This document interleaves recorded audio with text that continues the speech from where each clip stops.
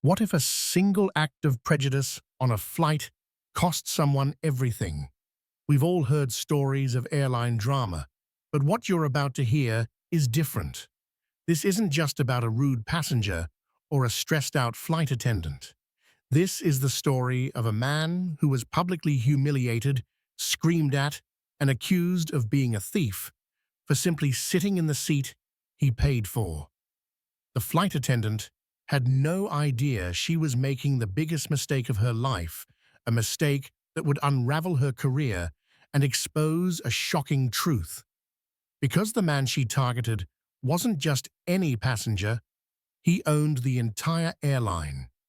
The cabin of the Gulfstream G650ER was a symphony of quiet luxury.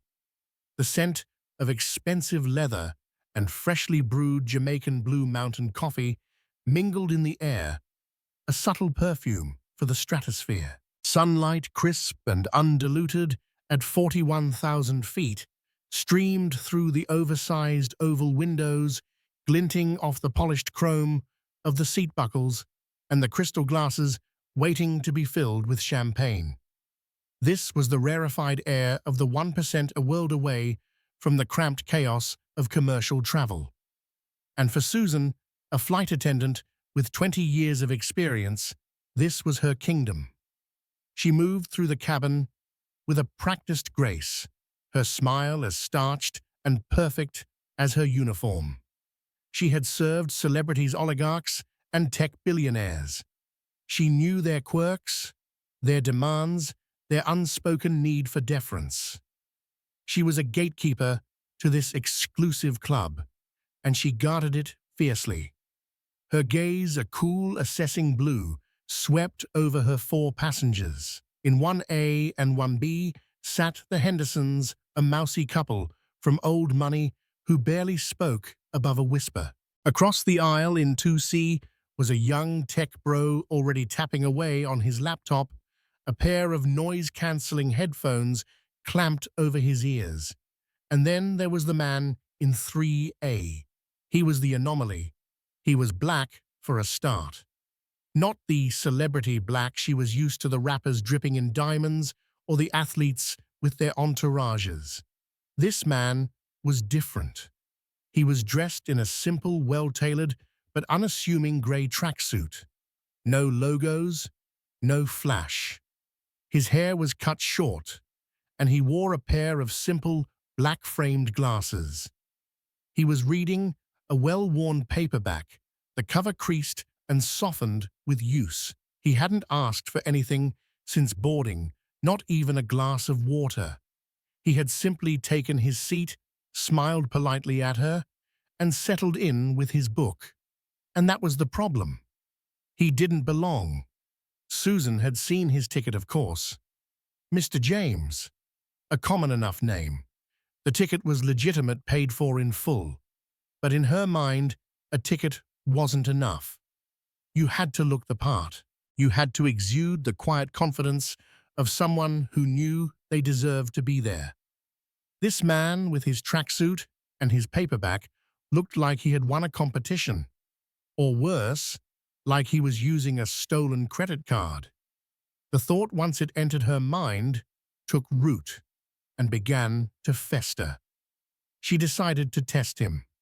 She approached his seat, her smile a little tighter than before. "Sir," she said, her voice dripping with artificial sweetness, "can I get you something to drink? Some champagne, perhaps? A Dom Perignon?" Euro 8.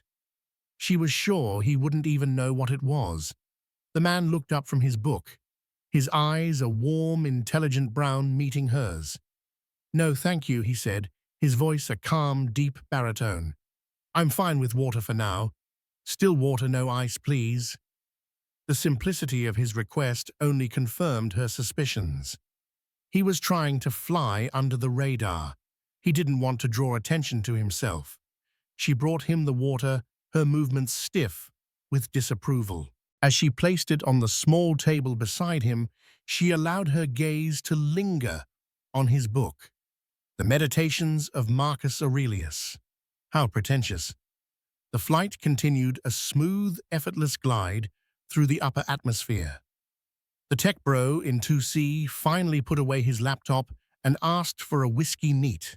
Susan obliged, her smile returning to its full wattage. He was one of them.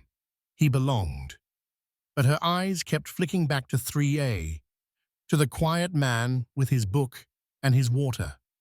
The seed of doubt she had planted in her own mind was now a thorny bush. She imagined him rifling through the other passengers' bags while they slept. She imagined him trying to pocket the silver-plated salt and pepper shakers. The more she thought about it, the more convinced she became that he was an imposter. Her colleague, a younger flight attendant named Chloe, noticed her agitation. "Is everything all right, Susan?" she asked in the galley, her brow furrowed with concern. "It's the man in 3A, Susan whispered, her voice a conspiratorial hiss. "There's something off about him. I think he's a fake." Chloe frowned. "A fake? What do you mean his ticket checked out?" "Anyone can get a ticket, Chloe." Susan snapped, her patience wearing thin. "But look at him. He's not one of us. He's probably some street hustler who got his hands on a rich man's credit card." Chloe looked uncomfortable. "I don't know, Susan. He seems perfectly polite to me." "Polite is what they do best," Susan said, her voice filled with the unshakable conviction of a zealot. "It's a cover. I'm telling you, something is wrong. And I'm going to get to the bottom of it." The opportunity she was looking for came an hour later. The man in 3A, Mr. James, finally closed his book and stood up to stretch his legs. He made his way to the back of the cabin, towards the lavatory. Susan watched him go, her eyes narrowed to slits. This was her chance. She approached his seat, her heart pounding with a mixture of fear and excitement. She was going to find the proof she needed. She was going to expose him for the fraud he was. She glanced around the cabin. The Hendersons were dozing, their heads lolling against the soft leather of their seats. The tech bro was lost in the world of his headphones again. Chloe was in the galley, her back to the cabin. She was clear. With a trembling hand, she reached for the man's backpack, which was tucked neatly under the seat in front of him. It was a simple canvas affair, as unassuming as its owner. She pulled it onto her lap and unzipped the main compartment. Her fingers fumbled through the contents: a spare t-shirt, a dop kit, a small leather-bound notebook. No wads of cash, no stolen jewelry, nothing to confirm her suspicions. Frustration welled up inside her. She was about to give up when her fingers brushed against something hard and metallic at the bottom of the bag. Her heart gave a little leap. This was it. She pulled it out. It was a set of keys. Not car keys, but a large, heavy ring of them, the kind a janitor might carry. And attached to the ring was a small silver tag. She held it up to the light, her eyes widening as she read the inscription. It said, "Fleet Master Key, the Sovereign Air Collection." Susan's blood ran cold. The Sovereign Air Collection. That was the name of the charter company she worked for, the name of the company that owned this very Gulfstream and a dozen other private jets like it.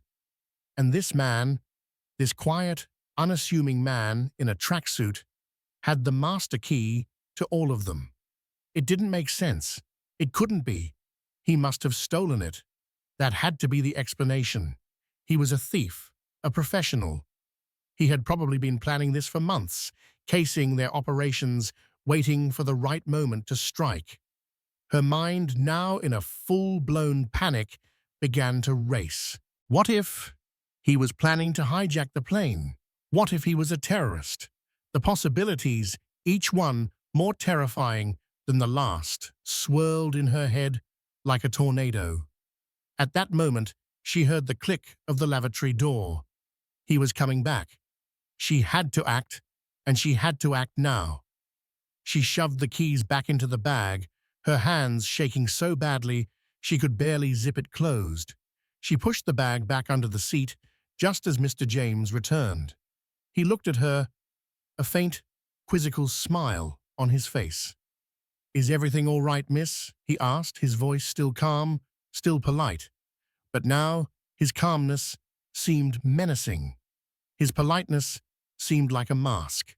The man she had dismissed as a low-life hustler now looked like the most dangerous person she had ever met. Her training, her professionalism, her 20 years of experience, all of it evaporated in a cloud of pure, unadulterated fear. Her carefully constructed facade crumbled, and the raw, ugly prejudice that had been festering beneath the surface finally burst forth. "Who are you?" she hissed, her voice a venomous whisper. "What are you doing on this plane?" Mr. James's smile faded, replaced by a look of genuine confusion. "I'm sorry, don't play dumb with me," she snarled, her voice rising with each word. "I know what you are. You're a thief. You stole that ticket, didn't you? And those keys. You were planning on robbing us all blind." The Hendersons were awake now, their mousy faces a mixture of alarm and curiosity. The tech bro had pulled off his headphones, his mouth hanging slightly open. Even Chloe had emerged from the galley, her eyes wide with shock. The cabin, once a haven of quiet luxury, was now a tinderbox, and Susan had just lit the match. "Ma'am," Mr. James said, his voice still remarkably calm, though a flicker of something unreadable had entered his eyes. "I think there has been a serious misunderstanding." "Oh, I don't think so," Susan sneered, her voice now a full-blown screech. She was beyond reason, beyond logic. She was in the grip of a primal fear, and she was going to exercise it no matter the cost. "I want you off this plane, now." "We're at 41,000 feet, Mr. James pointed out, a hint of dry amusement in his tone. "That might be a bit of a problem." His calm, rational response only fueled her fury. "Don't you get smart with me," she shrieked, her face contorted with rage. "You're a criminal, and I'm not going to let you get away with this. I'm calling the authorities. They'll be waiting for you when we land." She was screaming now, her voice echoing through the small cabin, a shrill, ugly sound that shattered the tranquility of the flight. "Security! I need security! We have a trespasser on board, a thief." The other passengers were staring, their faces a mixture of shock and morbid fascination. This was better than any in-flight movie. This was real-life drama unfolding right before their eyes.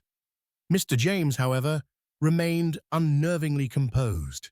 He simply stood there, his hands clasped loosely in front of him, and watched her, his expression a mixture of disappointment and something that looked almost like pity. It was as if he was watching a child throw a tantrum, a messy, embarrassing spectacle that would eventually burn itself out. And then, just as Susan was about to lunge for the in-flight phone to call the pilot, a new voice cut through the tension, a voice that was both familiar and, in this context, utterly unexpected. It was the pilot. He had emerged from the cockpit, his face a mask of grim authority. "What in God's name is going on out here?" he demanded, his voice a low, rumbling growl that instantly silenced Susan's tirade. Susan, emboldened by the presence of what she perceived as an ally, pointed a trembling finger at Mr. James. "Captain, thank God, this man is a fraud. He's a thief. He has a master key to the entire fleet." The pilot's eyes, a pair of sharp, intelligent blue orbs, flickered from Susan's contorted face to the calm, composed figure of Mr. James. And then, to Susan's utter astonishment, a look of recognition, of deference, even spread across the captain's face. He straightened his shoulders, his posture shifting from one of command to one of respect. And then, in a voice that was clear and steady, and utterly devoid of any doubt, He said the words that would shatter Susan's world into a million irreparable pieces. "Susan," he said, his voice low and firm, "I think you need to calm down.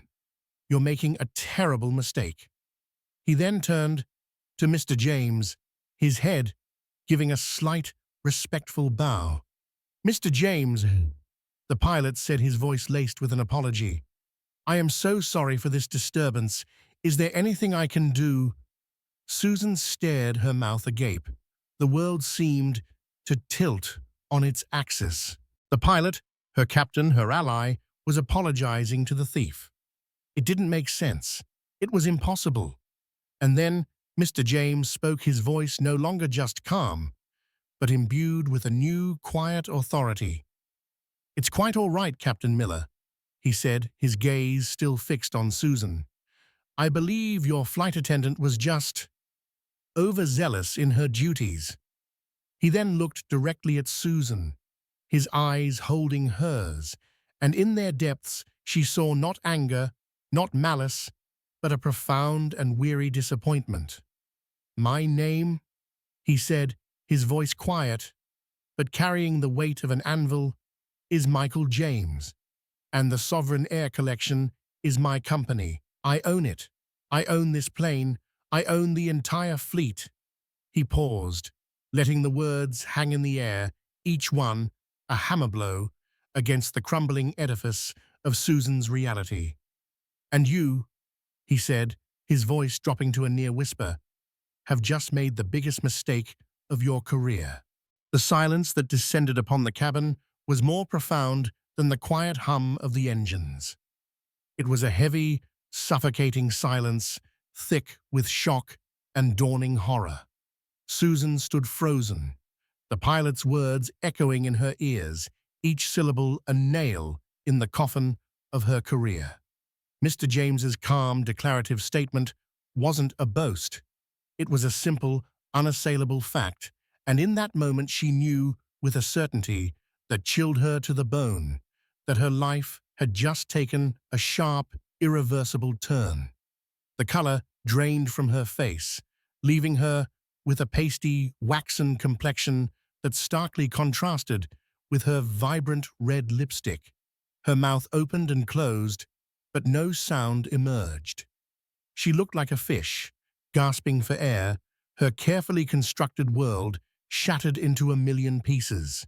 Mr. James, his expression a mixture of pity and weary resignation, turned to the pilot. "Captain Miller, perhaps it would be best if we continued this conversation in the cockpit. I'm sure our other passengers would appreciate a return to the tranquility they paid for." The pilot, his face a mask of professional contrition, nodded curtly. "Of course, Mr. James, right this way." He shot Susan a look that could have curdled milk. "Susan, you will remain in the galley until we land. You will not speak to any of the passengers. Is that understood?" Susan, her voice a strangled whisper, managed a weak, "Yes, Captain." As Mr. James and the pilot disappeared into the cockpit, the other passengers, who had been watching the drama unfold with a mixture of shock and fascination, began to stir. The Hendersons, who had been cowering in their seats, now exchanged wide-eyed glances. The tech bro, for the first time since boarding, looked genuinely impressed. He had just witnessed a corporate takedown at 41,000 feet, a story he would be dining out on for weeks. Susan, her legs feeling like jelly, stumbled into the galley, her mind a whirlwind of confusion and regret. She sank onto the small jump seat, her head in her hands. The events of the last 10 minutes played on a loop in her mind, each frame a fresh wave of humiliation. Her own words, her own prejudice, her own blind, arrogant certainty now seemed like a foreign, monstrous thing. How could she have been so wrong? How could she have allowed her own biases to lead her to such a catastrophic misjudgment? Chloe, who had been a silent, horrified witness to the entire exchange, approached her cautiously. "Susan," she said, her voice soft, with a mixture of pity and trepidation. Are you okay? Susan looked up, her eyes red-rimmed and brimming with unshed tears. Okay, she croaked, her voice hoarse with emotion. I just publicly humiliated my boss, the owner of the entire company. How could I possibly be okay? Chloe, ever the pragmatist, handed her a bottle of water. Here, she said, drink this. You need to pull yourself together. Pull myself together, Susan said, her voice rising with a hysterical edge. My career is over, Chloe, 20 years down the drain, because I couldn't see past my own stupid, ugly prejudice. The self-recrimination was a bitter pill to swallow. She had always prided herself on her professionalism, her ability to read people, to anticipate their needs. But now, she saw with a painful clarity that her perceptions were colored by a lifetime of ingrained biases, a subtle, insidious poison that had finally spectacularly erupted. Meanwhile, in the cockpit, the atmosphere was thick with a different kind of tension. Captain Miller, a man who prided himself on running a tight ship, was mortified. Mr. James Barr, he began, his voice laced with a deep professional shame. I cannot apologize enough for what just happened. There is no excuse for Susan's behavior. It was unprofessional, unacceptable, and frankly, appalling. Mr. James, who was now seated in the co-pilot's chair, waved a dismissive hand. It's not your fault, Captain. You can't be held responsible for the personal prejudices of your crew. But I am responsible for them, the captain insisted. I should have seen the signs. I should have known she wasn't fit for this level of service. Perhaps, Mr. James said, his gaze fixed on the endless expanse of blue sky outside the cockpit window. Or perhaps this was a lesson that needed to be learned. A wake-up call, if you will. He turned to the captain, his expression serious. Tell me, Captain Miller, how long has Susan been with the Sovereign Air Collection? Since the beginning, sir, the captain replied. She was one of our first hires. Mr. James nodded slowly. I see. And in all that time, have there been any other incidents? The captain hesitated for a moment, his brow furrowed in thought. Nothing this overt, he admitted, but there have been whispers, complaints from other crew members about her attitude, a certain rigidity in her thinking, a tendency to make snap judgments about passengers based on their appearance. And nothing was ever done about it, Mr. James asked, his voice quiet but firm. The captain had the grace to look ashamed. We addressed it with her. We gave her a warning, but she was a senior flight attendant with a long and otherwise unblemished record. We gave her the benefit of the doubt. The benefit of the doubt, Mr. James repeated, his voice tinged with a weary irony, a courtesy she was unwilling to extend to me. The captain flinched as if he had been struck. Sir, he said, his voice low and earnest, I can assure you this will be dealt with swiftly and decisively. Her employment with the Sovereign Air Collection is terminated, effective immediately. Mr. James was silent for a long moment, his gaze once again turned to the window. The world below was a patchwork of green and brown, a distant, abstract painting. No, he said finally, his voice so quiet the captain had to lean in to hear him. No, I don't want her fired. The captain stared at him, his expression a mixture of surprise and disbelief. Sir, firing her would be the easy way out, Mr. James explained, his voice taking on a thoughtful, almost philosophical tone. It would allow her to become a martyr in her own mind, a victim of political correctness gone mad. It would allow her to sidestep the real issue, the real lesson she needs to learn. He turned back to the captain, his eyes burning with a sudden intensity. No, I have something else in mind for Susan. Something that will force her to confront the ugliness of her own prejudice, to see the world through a different set of eyes. He then proceeded to lay out his plan, a plan that was both audacious and, in its own way, brilliantly cruel. It was a plan that would not just punish Susan, but would also, he hoped, transform her. It was a long shot, a gamble, but it was a gamble he was willing to take. When he was finished, Captain Miller was silent for a long moment, his expression a mixture of awe and trepidation. "Sir," he said finally, his voice tinged with a newfound respect, "that is unconventional." "These are unconventional times, Captain," Mr. James replied, a faint, enigmatic smile playing on his lips. "And they call for unconventional solutions." The rest of the flight was a study in strained silence. When the plane finally touched down at Teterboro Airport, a private airfield in New Jersey, favored by the rich and famous, the tension in the cabin was palpable. The Hendersons and the tech bro deplaned quickly, eager to escape the lingering awkwardness. Susan, who had been a nervous wreck for the entire descent, was summoned to the main cabin by Captain Miller. Mr. James was waiting for her, his expression unreadable. "Susan," he began, his voice calm and even, "I have made a decision about your future with this company." Susan braced herself for the inevitable. The axe was about to fall. "You're not fired," he said, and for a fleeting moment a wave of relief washed over her. It was a short-lived reprieve.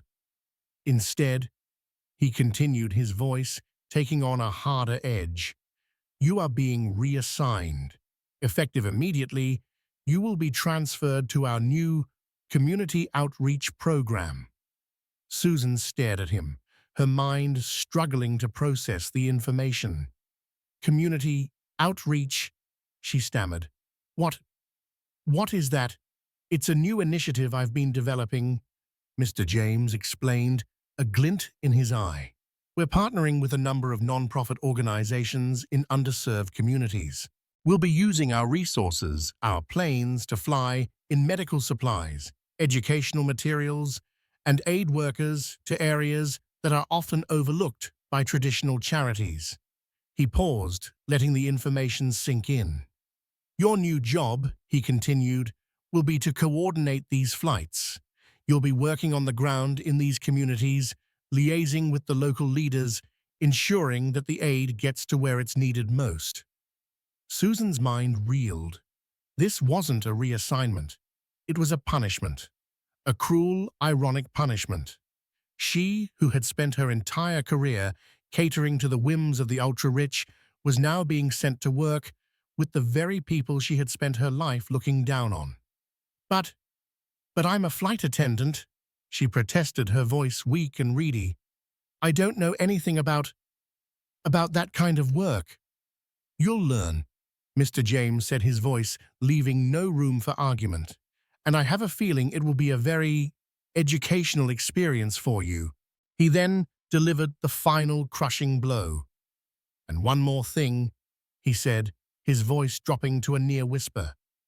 "Your salary will be adjusted to reflect your new role. You'll be making the same as a first-year trainee at a non-profit. I think you'll find it humbling." The word hung in the air between them, a stark and brutal indictment of her past behavior. Humbling. It was a word she had never associated with herself, a concept that was as foreign to her as the communities she was now being sent to serve. And as she stood there in the opulent cabin of the Gulfstream GC630ER, the scent of leather and expensive coffee now seeming like a cruel mockery, she finally truly understood the magnitude of her mistake. This wasn't just about losing her job. It was about losing her identity, her status, her entire sense of self. This was karma in its purest, most unadulterated form. And it was just getting started. The first few weeks of Susan's new life were a blur of culture shock and quiet desperation. The sleek, climate-controlled world of private aviation was replaced by the chaotic, vibrant, and often overwhelming reality of urban poverty. Her first assignment was in a community center in the heart of the Bronx, a place that until now had only existed in her mind as a headline, a statistic, a caricature of urban decay. The community center was a converted warehouse, a cavernous space filled with the cacophony of life. Children shrieked with laughter as they chased a worn-out soccer ball across the gymnasium floor. Teenagers huddled in corners, their headphones blasting music that was a world away from the soft jazz that had been the soundtrack to her former life. The air was thick with the smells of sweat, cheap disinfectant, and the spicy aroma of the free lunch being served in the cafeteria. Susan, in her crisp, tailored blazer and sensible pumps, felt as out of place as a flamingo in a flock of pigeons. She was an alien, a tourist in a land she didn't understand, and the locals, a colorful tapestry of faces from every corner of the globe, regarded her with a mixture of curiosity and suspicion. Her supervisor was a woman named Maria, a no-nonsense, straight-talking Puerto Rican with a heart of gold and a bullshit detector that was second to none. Maria had been briefed on Susan's situation, and she wasn't about to coddle her. So, Maria said on Susan's first day, her arms crossed over her ample chest, her gaze sharp and appraising, "You're the high-flying flight attendant who's been sent to do her penance." Susan flinched at the bluntness of the assessment, but she couldn't deny its accuracy. I'm here to help," she stammered, her voice barely a whisper. Maria let out a short, sharp bark of a laugh. "Honey," she said, "if you really want to help, you can start by losing the attitude and the $400 shoes. This is the Bronx, not a runway at Paris Fashion Week." Humbled and humiliated, Susan swallowed her pride and did as she was told. The blazer was replaced by a simple t-shirt, the pumps by a pair of comfortable sneakers. She learned to make coffee, to answer phones, to sort through piles of donated clothing. She learned the names of the kids who came to the after-school program, the stories of the single mothers who relied on the Center for Childcare, the struggles of the elderly who came for a hot meal and a friendly face. It was hard, thankless work.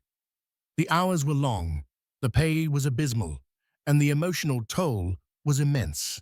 She saw poverty up close, not as an abstract concept, but as a daily grinding reality. She saw the quiet desperation in the eyes of a father who had lost his job, the fierce, protective love of a mother who would do anything for her children, the resilience of a community that had been knocked down time and time again, but refused to be broken. And slowly, almost imperceptibly, something began to shift within her. The hard shell of her prejudice, which had been cracked on that fateful flight, began to crumble. The world which she had always seen, in black and white, rich and poor, us and them, began to reveal itself in a dazzling, complex array of colors. She began to see the people not as a faceless, monolithic other, but as individuals with their own hopes, their own dreams, their own stories. She saw the humanity that she had been so blind to before, the common thread of experience that connected them all. One afternoon, a few months into her new role, she was helping to serve lunch in the cafeteria when a young boy, a quiet, serious-faced kid named Leo, approached her. He was holding a small, tattered book in his hands. "Miss Susan," he said, his voice shy and tentative. Can you help me with this word?" Susan looked down at the book. It was a well-worn copy of The Adventures of Tom Sawyer. The boy was pointing to the word incongruous. Susan's first instinct was to correct his pronunciation, to assert her superior knowledge. But then she stopped. She looked at the boy's earnest, upturned face, at the hunger for knowledge in his eyes, and she saw a reflection of a younger, more innocent version of herself. "Of course, Leo," she said, her voice softer than she had intended. She sat down with him, and for the next half-hour, she helped him sound out the difficult words to unravel the complexities of Mark Twain's prose. It was a small, simple act, but it felt more meaningful, more real than anything she had ever done in her previous life. In that moment, she wasn't a disgraced flight attendant or a corporate outcast. She was a teacher, a mentor, a guide. She was helping a young boy to unlock the magic of a story, to expand his world, to dream of a life beyond the confines of his circumstances.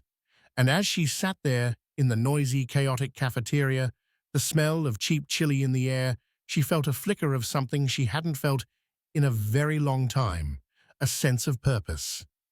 Meanwhile, Mr. James had been keeping a close eye on Susan's progress. He received regular reports from Maria, and he was intrigued by what he was hearing. The woman who had been so full of hate and fear was slowly, tentatively beginning to change.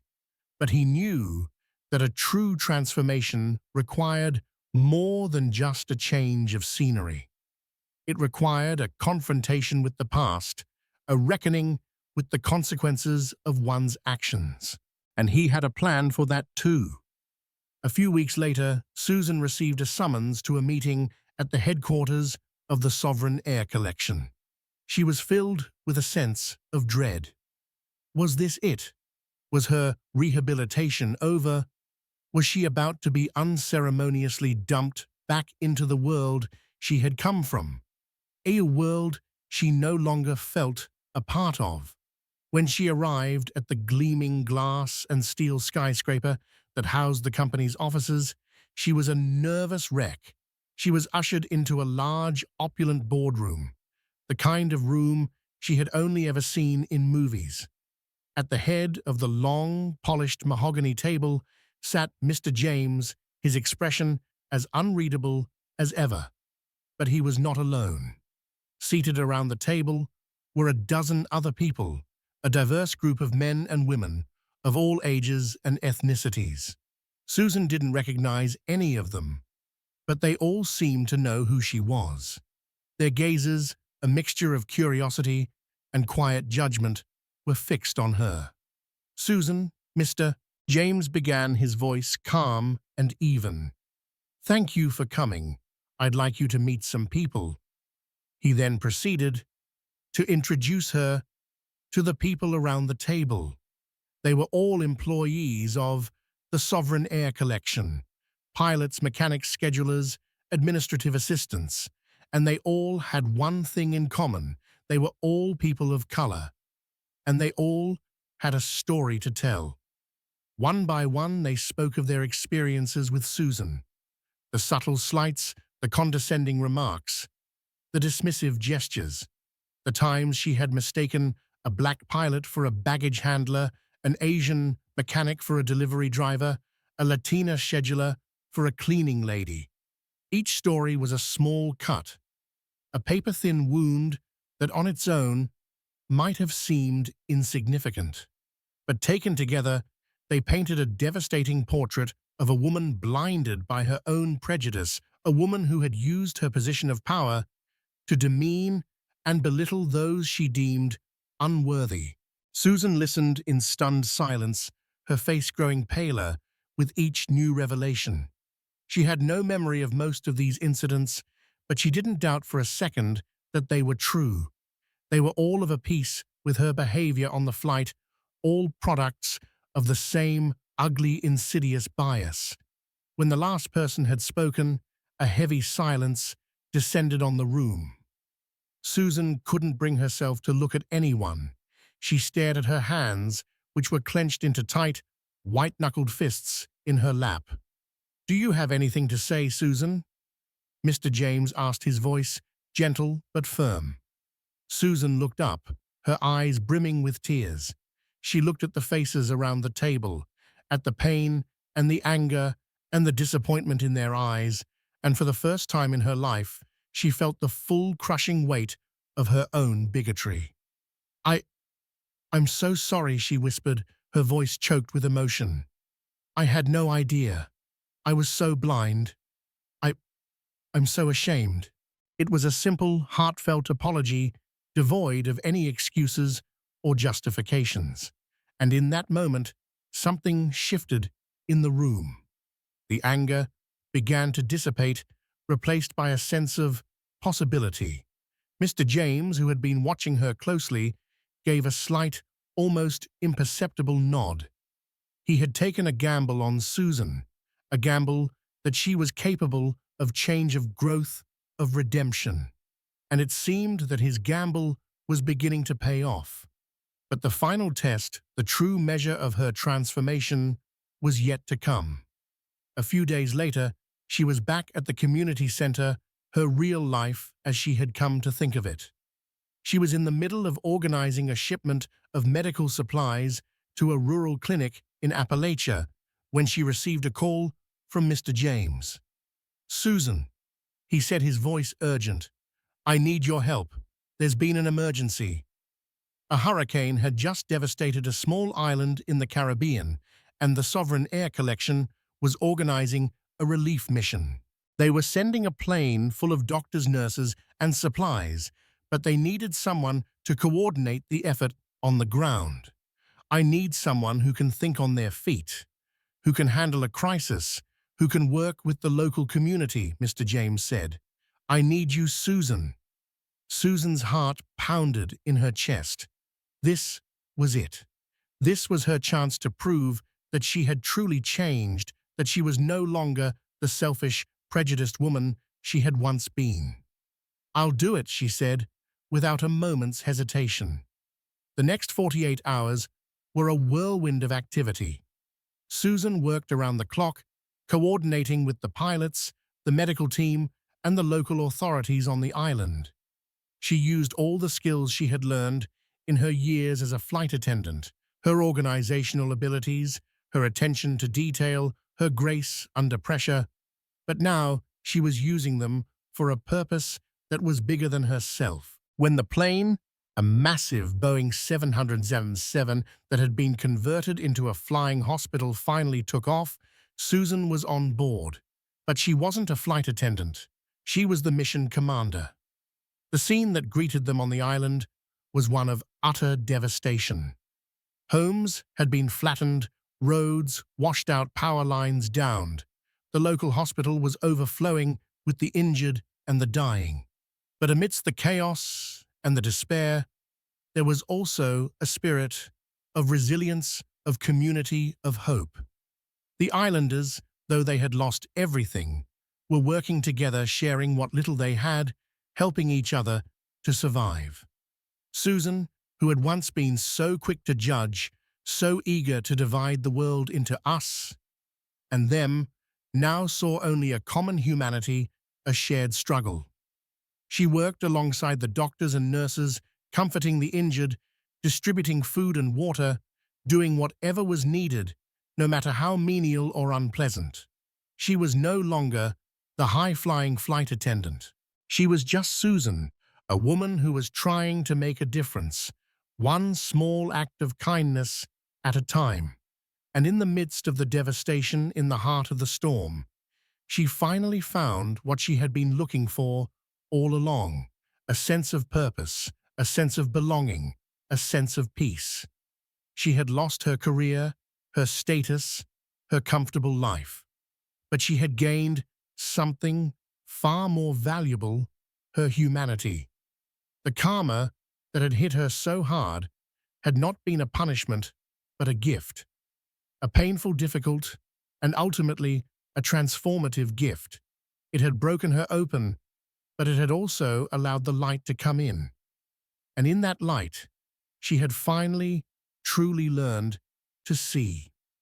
The days on the hurricane-ravaged island bled into one another, a grueling cycle of triage, rebuilding, and shared grief. Susan, once a stranger in a strange land, had become an integral part of the relief effort. She was no longer an outsider. She was a member of the community, her hands as calloused, her face as streaked with dirt and sweat as everyone else's. One evening, as the sun began to dip below the horizon, casting a long, golden glow over the makeshift camp, a familiar figure appeared at the edge of the clearing. It was Mr. James.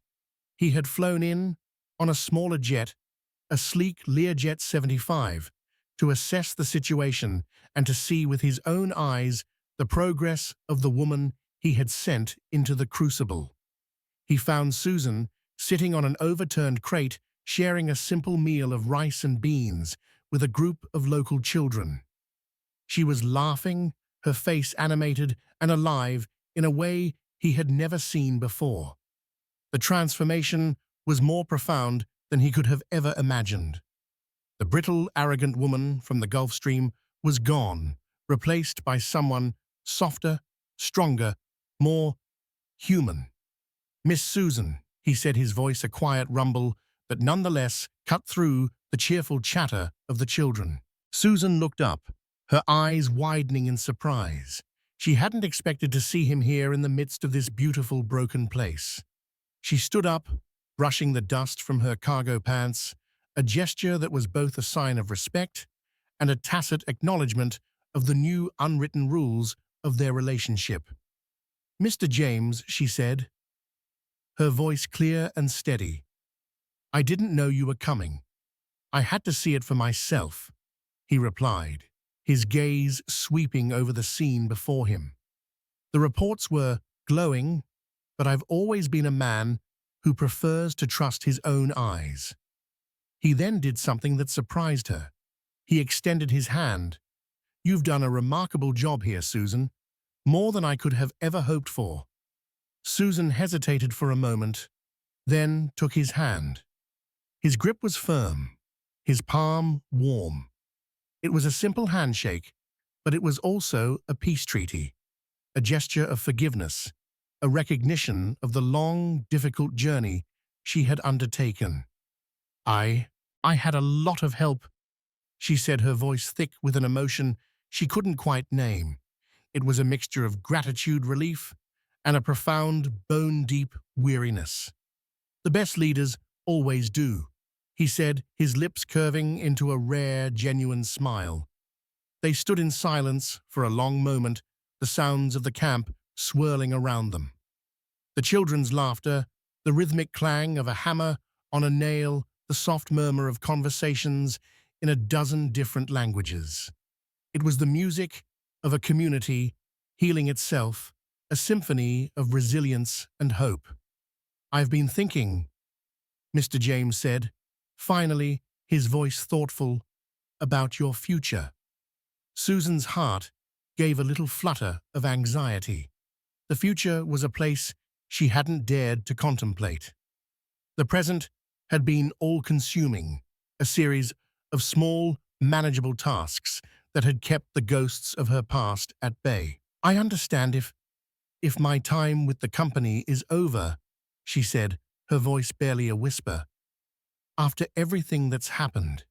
"On the contrary," Mr. James said, his voice firm and decisive, "I think your time with the Sovereign Air Collection is just beginning." He then proceeded to lay out a vision that was so audacious, so unexpected, that it took Susan's breath away. He was creating a new division within the company, a philanthropic arm that would be dedicated to using their resources, their planes, their global reach for the greater good. It would be an organization that would fly into disaster zones, that would transport medical supplies to remote villages, that would bring doctors and teachers to underserved communities around the world. "And I want you to run it," he said, his gaze steady and unwavering. Susan stared at him, her mind reeling. She, who had been the very embodiment of the company's soulless, elitist past, was now being asked to lead its more compassionate, more socially conscious future. It was an irony that was not lost on her. "But why me?" she asked, her voice filled with a genuine, unfeigned humility. "There are so many other people who are more qualified, more deserving." "Perhaps," Mr. James said, a faint, enigmatic smile playing on his lips. "But none of them have walked in your shoes. None of them have seen the world from both sides, from the heights of privilege to the depths of despair. You have a unique perspective, Susan. You've been humbled, and in that humility, you have found a strength you never knew you possessed." He paused, his gaze sweeping over the faces of the children who were now gathered around them, their eyes wide with a mixture of curiosity and awe. "These children," he said, his voice soft with emotion, "they don't care about your past. They only care about what you do now in the present. And what you have done here, it's a testament to the person you have become." In that moment, standing on a hurricane-ravaged island in the middle of the Caribbean, surrounded by the wreckage of a storm and the first green shoots of new life, Susan finally understood the true meaning of karma. It wasn't about punishment or reward. It was about balance. It was about the universe in its own mysterious, inexorable way, righting a wrong, healing a wound, creating a new, more harmonious equilibrium. She had been a woman who lived in a world of surfaces, of appearances, of empty, meaningless status symbols. But now she was a woman who was grounded in a deeper, more authentic reality. She had lost everything she thought she wanted, only to gain everything she truly needed. The years that followed were a testament to the power of that transformation. Under Susan's leadership, the Sovereign Air Collection's philanthropic arm, which she christened the Phoenix Foundation, became a global force for good. They flew into war zones, they airlifted refugees, they built schools and hospitals in the most remote corners of the globe. Susan became a legend in the world of humanitarian aid, a woman who was as comfortable in a refugee camp as she had once been in the first-class cabin of a Gulf Stream. She was a force of nature, a whirlwind of compassion and efficiency, a living, breathing testament to the power of a second chance.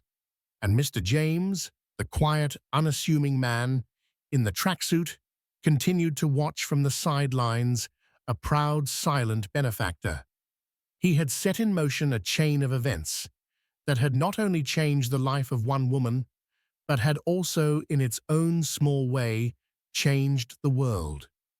He had seen the ugliness of prejudice up close, and he had chosen not to respond with anger or vengeance, but with a radical, audacious act of compassion. He had chosen to build a bridge where others would have built a wall. He had chosen to see the potential for good in a woman who had shown him only her worst. And in doing so, he had proven that the true measure of a man is not in the wealth he accumulates or the power he wields, but in the lives he touches, the hearts he heals, and the hope he inspires. The story of the flight attendant who screamed at the man who owned the airline became a legend within the Sovereign Air Collection. A cautionary tale that was whispered in the galleys and the cockpits of their planes. But it was also a story of redemption, a story that reminded them all that no one is beyond the reach of grace, that even the most hardened heart can be softened, that even the most broken soul can be made whole again. And sometimes on a long overnight flight, as the world slept below, a young new flight attendant would ask an old seasoned pilot about the legend of the Phoenix, the woman who had risen from the ashes of her own prejudice to become a symbol of hope and healing for a world in desperate need of both. And the pilot, with a faint, knowing smile, would simply say, "It's a long story, but it's a good one." And it all started with a man in a tracksuit, a book of ancient philosophy, and a terrible, terrible mistake. And in that simple, understated summary lay the heart of the matter. For in the end, it wasn't about the drama, or the twists, or the hard, karmic retribution. It was about the quiet, profound, and ultimately life-altering power of a single act of grace. Susan's story is a powerful reminder that our actions born from prejudice and snap judgments have consequences that can ripple out in ways we can't even imagine. But it's also a story of hope. It shows that true karma isn't just about punishment, it's about the opportunity for profound change. Mr. James didn't just fire a problematic employee, he gave her the most difficult and transformative gift of all, a new perspective. He forced her to confront her own biases, and in doing so, allowed her to discover a better version of herself. This story challenges us to look beyond the surface, to question our own assumptions, and to consider that the greatest karma is not revenge, but redemption. If this story moved you, please hit that like button, share it with someone who needs to hear it, and subscribe to our channel for more real-life dramas that make you think. Drop a comment below with your thoughts on Susan's journey and Mr. James's incredible act of leadership.